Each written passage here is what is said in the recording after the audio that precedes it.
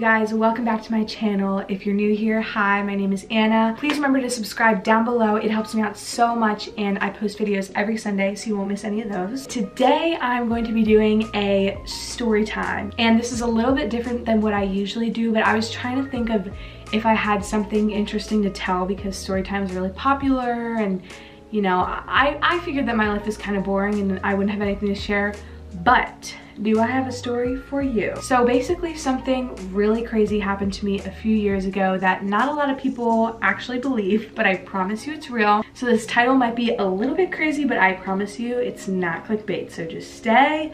I'll explain everything. I'll have pictures to insert from when it happened. I also didn't think about this video beforehand, so if I have to like skip back and forth, hopefully editing Anna will arrange everything properly. But I'm kind of just winging this because I was too lazy to plan it out. So let's hope it goes okay. So today I have the story of when I was shipwrecked on a deserted island and the boat didn't fully sink. It wasn't fully submerged under the water, but it did sink. I don't know what there's some technical term for it, but basically the ship was like this and down like this because there was a bunch of holes in the bottom. It was filling up with water. I'll insert a picture if I can find it. I remember we took some while we were on the island. We like went hiking, and then at the top of the hike. Guys, literally look at this picture. I look miserable. Like, you can tell all three of us are just hating our freaking lives. This was a picture that was actually when we went hiking and we're all sunburned as hell and sweating our asses off, and literally it was bad. Okay, it was just, you can see the pain in our faces. Like, it was horrible. And there's a lot of other painful pictures that I will insert throughout this video of just like us literally looking miserable on this island because, I mean, yes, it was great and tropical, but like it was hot, and I was really sunburned. So would not recommend. Like, it was like this beautiful view of the ocean, and then our boat, which was lopsided with all of our belongings on it. So the story starts off with my siblings and I, my dad, my stepmom. So it was my dad's turn to have the kids for Christmas, and at the time my dad was dating my stepmom, and she and her family were going on a cruise for Christmas, and they wanted us to come along because we all wanted to spend Christmas together.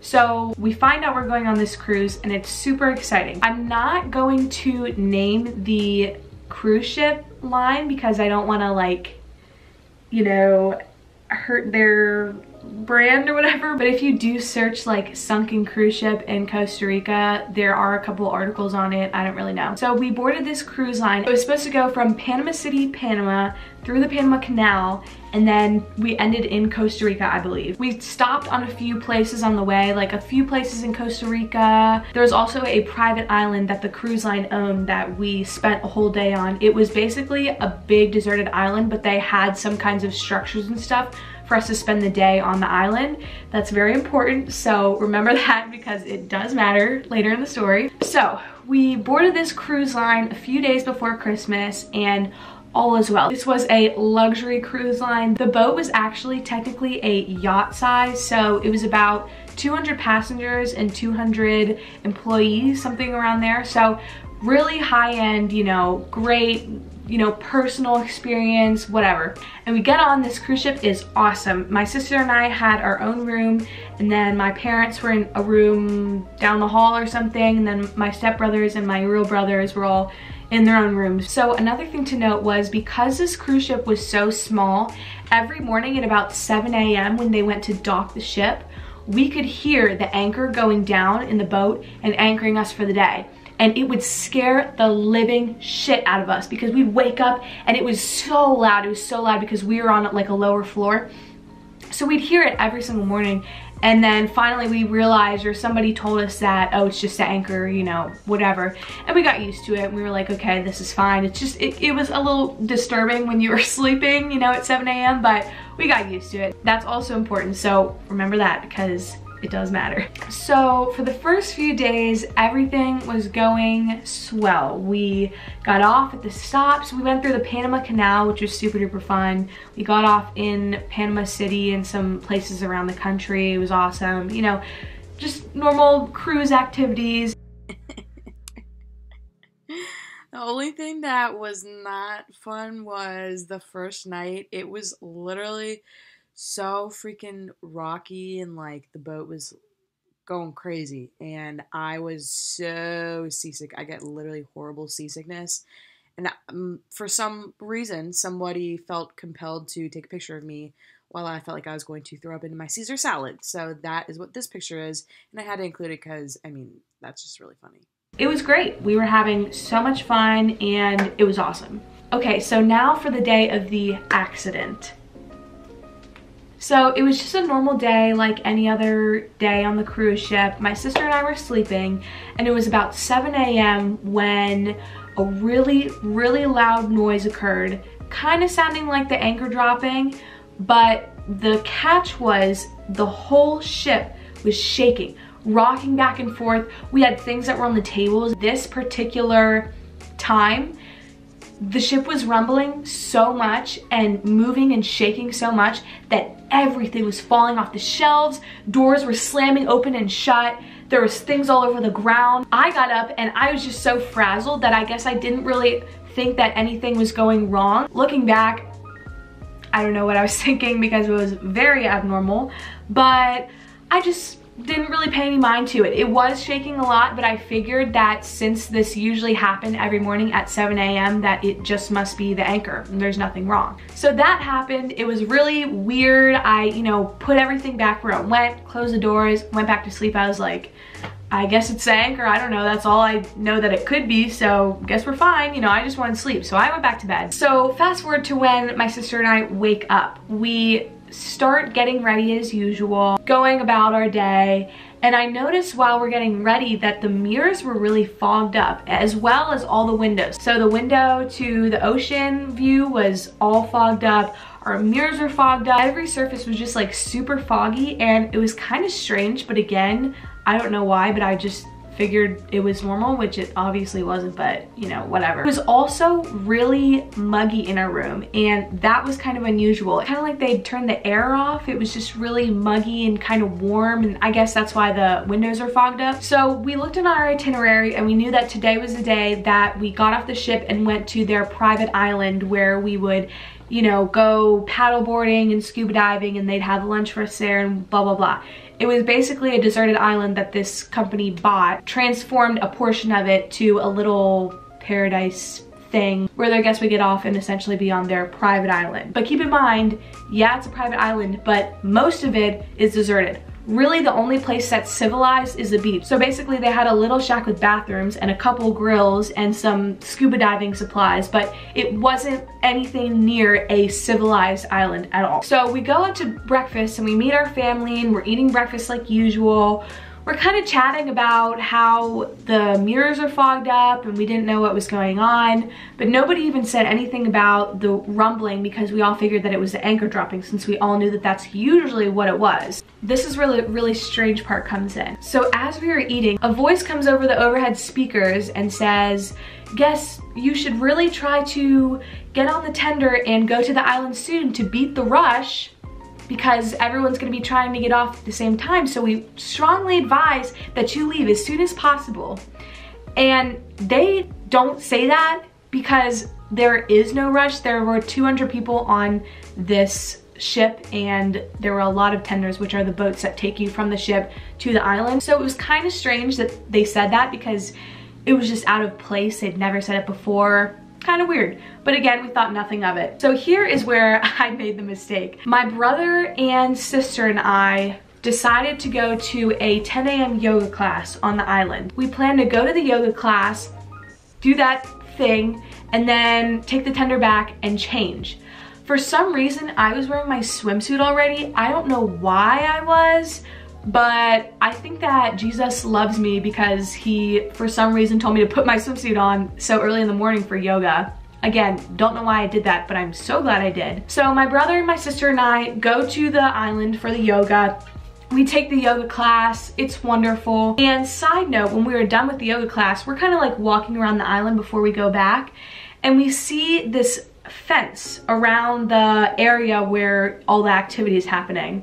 And we look at a sign that's right next to the fence, and it says, please do not trespass or don't go past this fence because there are live alligators that, you know, do alligator things. So that was a little disturbing. We were like, oh my goodness, you know, we saw a bunch of like wild animals kind of running around. Again, like it's an island, you know, it's mostly deserted, so we figured whatever. And we decided to go back to the boat to, you know, change. My brother didn't even have his swimsuit on. I didn't have any of my stuff that I needed for the day. I didn't have sunscreen. So we walk up to the guys that are doing the tender, and we're about to jump in, and the guys go, no, don't get in. And we were like, why? They're like, just don't, you can't get in right now. So about 10 minutes went by, and then we asked again. We were like, can we get on the tender? We need to go back and get our stuff. Like, we're not ready for the day. And they still would not let us. So they look really frantic and kind of all over the place, and there's loads of people getting off and coming to the island now.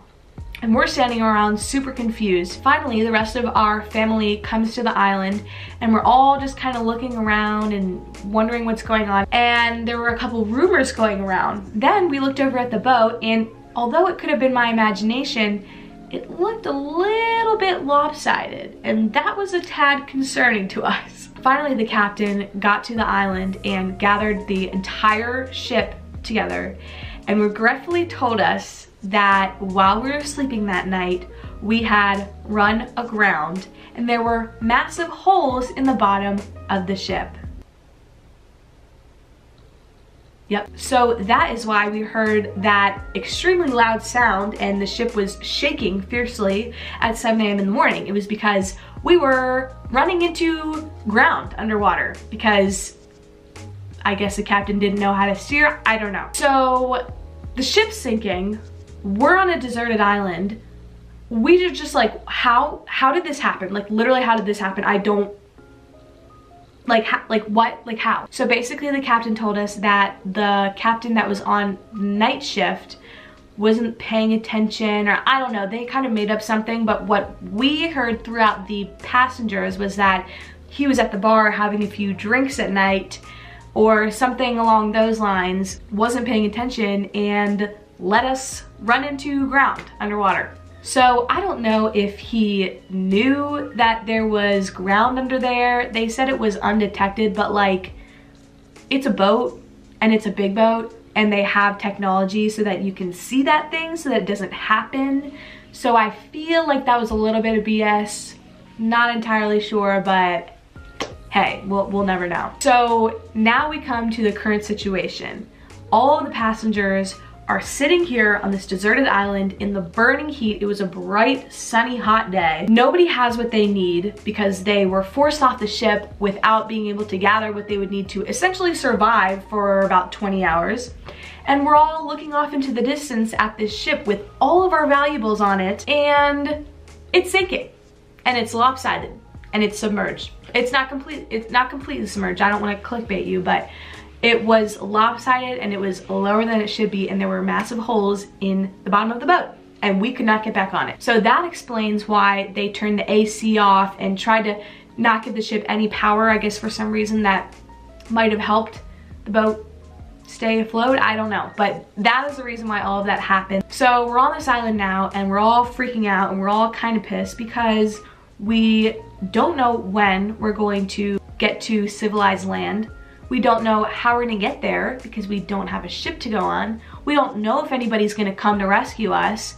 We're literally in the middle of nowhere in the Costa Rican islands, like, you know. And let me just say it was a little bit stressful. However, I don't wanna sound like a bitch, and we were on a tropical island, which was kind of nice. So, you know, all in all, it was not the worst scenario, but it was a tad scary. You can't make me think otherwise because it was a little bit scary. So we're on this island now. Basically all we could do was just hang out until somebody came and rescued us. It was about 11 a.m. when this happened and when the captain told us that our ship was sinking. So throughout the day we had a helicopter come and throw down like scuba divers like fell out of the helicopter and was trying to look and see how big the holes were, and they said that there were multiple holes that were the size of like a watermelon in the bottom of the boat.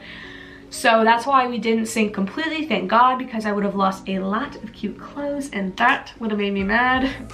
But we still didn't have any of our things and we were not allowed to go back on and get them. And we were just hanging out on this island, not knowing what was gonna happen next. So for the rest of the day, I just kind of went about my time. I swam, I scuba dived, I paddleboarded. That was kind of nice until it was dark outside and they were like, you can't do that anymore. Like, we would have been on the ship by now, it's dark, you're not allowed. So I got out and I was just kind of sitting there on the little lawn chairs and hanging out because there was really nothing to do. So finally it was evening time and we obviously did not have the clothes for the evening.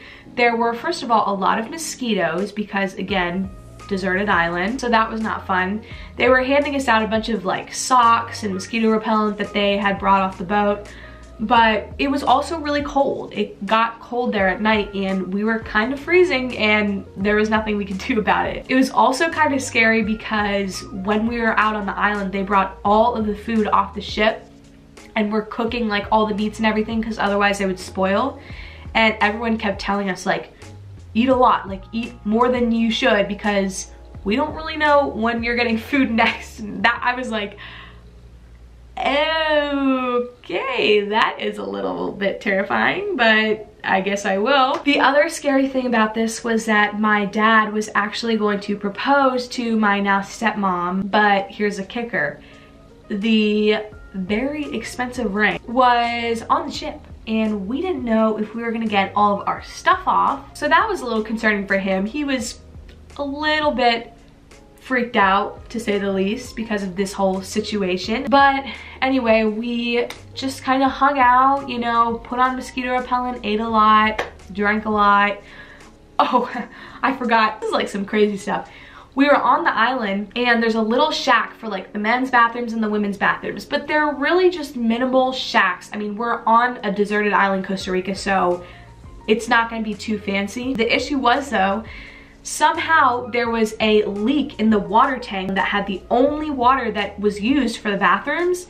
And I remember we went hiking and we saw it and there was like a big leak squirting out and I was like, I really did not think that this could get any better, but here we are. So when we went to the bathroom, they ran out of fresh water, so we couldn't flush the toilet, which is a little TMI, but let me tell you, it was not pretty and it did not smell good. And we couldn't wash our hands. So for a germaphobe like me, that was the real horror story. I mean, when I figured out that I couldn't go to the bathroom anymore, like, it was not good. So finally we got word from the CEO of the cruise company. The captain was reading us this letter and it was like, my deepest apologies, you know, this is horrible, blah, blah, blah. And we're like, yeah, okay. We're still stuck here, so it doesn't really mean anything yet. And basically they had arranged for another one of their boats that was on a path near us to come and get us. However, there were supposed to be two boats. So the first boat that was coming at like 2 in the morning came only to get the children and the elderly. So the rest of us, we're still stuck there and we couldn't do anything about it. So this one boat, you know, goes and rescues all these old people and whatever, and we're just chilling here still, you know, eating our hamburgers and putting on our mosquito repellent. And finally we get word that another of the cruise line's boats was gonna come and pick us up. So we were there from about 11 a.m. to, I want to say like 4 a.m. So all in all, it was a very long day, as you could tell. And remember, this was not a civilized island. Most of it was rainforest and there were all types of animals. We saw groundhogs, we saw monkeys, allegedly there were alligators. Like, it was not somewhere that you would want to be spending all night. So finally, the boat came and they took us on it one by one. All the women and children went first. I guess this is all like normal sinking boat protocol, I don't know. But all the women and children went first. I think I might have went last actually. We finally got on. The other catch about this was that the boat that came to pick us up was another full cruise ship just like ours. So you might be wondering, well, where did you sleep? Well, that got interesting as well. They came and rescued us at about 4 in the morning. we got onto the boat and they brought us all down into the little dining room restaurant area on the bottom floor and gave us all their leftovers, which we were really tired of because this was the same food that was on our other cruise ship. So we literally had the same meal like 4 times because we had it on our cruise ship and then we had it on the island when we were like, didn't know what was going on, and then we had it again when we got on the boat. But they gave us all blankets and stuff. The other scary thing was, remember how I mentioned that I didn't know if I was gonna lose all my clothes? That was probably the worst part for me. So all of our belongings were back on this ship that was slowly sinking, and we didn't know if we were gonna get all of our stuff back. We obviously couldn't go and pack it up. My stuff was all over the place because I'm a girl and I have a lot of clothes and I like to throw them all over my room. So I really didn't know how I was gonna get all that stuff over to me on this other ship. But what they said they would do was they took all of their employees back onto the boat, which is kind of unsafe. I don't know if they're allowed to do that, but anyway. And they went into all of the rooms and packed all of our stuff up into our suitcases, which was great. Except, like I said, kind of dangerous for the people that did it. I felt pretty bad. And second of all, they had to pack up 200 something people's belongings. So obviously some things are gonna get lost along the way, which did happen, which was kind of upsetting. So we had to wait on the boat that rescued us for another couple hours down in the restaurant to hope that they would bring down our bags and then we could claim it and go up to our room. So that took quite a while and everyone was just standing around like frantically waiting, hoping that their bag would show up because we didn't know, you know, who knows if your stuff is gonna make it all back onto this boat. We waited for quite a while. Finally, thank God, my suitcase came. I saw it and I was like, my baby. So I got it and I brought it up to my room and I was so happy. However, they did miss a couple things, but I've got to say they were pretty small items, so I can't be too upset. They did lose my favorite nail polishes, so I was a little salty about that, not gonna lie.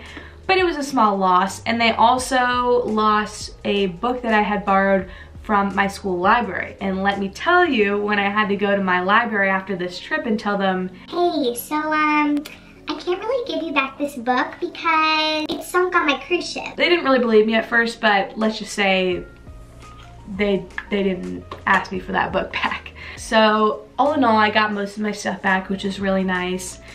We finally go up to our rooms and they slept 4 people in a room, which if you've ever been on a cruise ship, you know how small the rooms are. It was a little tight, but we were just glad to be on a civilized boat with air conditioning and food and amenities. Like, it was just, I mean, we really did not know when we were going to get off this island. So we were so glad to be back on this boat. And I would say that that was probably the craziest part of the experience, just being on this deserted island with a bunch of creatures and mosquitoes and not knowing when we were gonna eat, not knowing when our stuff was gonna get to us. After this all happened, the boat dropped us off in the morning on some part of Costa Rica, I don't really know, some little port, and we had to take a 5-hour bus ride through the country of Costa Rica to San Jose, which is the capital and which is where we would have ended our cruise. I gotta say, that also really sucked because we were on this bus for 5 hours going through the bumpy roads of the Costa Rican country, forest, whatever you want to call it. But finally we got back to San Jose and we were supposed to just leave from the capital, but because we had a few extra days before our flights were supposed to happen, they put us up in a really nice hotel and they really did take good care of us. So I want to say, you know, although this is tragic and really scary, they did do the best they could. So I want to thank them for that, even though I'm not mentioning their name because don't want to get sued. I'm kidding, I'm kidding. So after the bus ride, we finally got to our hotel and it was all good. My sister and I got our own room again. There wasn't really much to do, honestly, but we tried to make the best of it. Christmas was not that exciting because I did spend it in a hotel room. My family's really big on Christmas, so it was kind of depressing to just have to spend it in the middle of Costa Rica by ourselves. And Christmas Eve, we like sat in the lobby and ate pizza, so you know. But we did try to make the best of it. Like I said, we went to some little rainforest exhibit on Christmas, so that was kind of fun. Regardless, we tried to make the best of our time in Costa Rica, even though we spent quite a few days there that we didn't plan on. But you know, it was all good. It was quite an adventure, and they did give us the opportunity to go to Europe on a cruise 2 summers ago, which if you have not watched my Europe travel vlog, you should go do that. But yeah, kind of crazy. That is one of my stories that I love to tell because people don't believe me. So all in all, I mean, it was an adventure. It was a very different Christmas, I will tell you that much. But I think that's about it. So that was the story of the time that I was shipwrecked on a deserted island in Costa Rica. Yes, it did happen. 100% real. It was quite an experience, but hey, it's a good story to tell, and it was an adventure. So I hope you guys enjoyed this little story time. If you want me to do more story times, I will try to come up with things. I don't know, but make sure to show me you enjoyed it by leaving me a like. Please, please, please subscribe and leave a comment if you want to, and I will see you guys in the next video. Bye.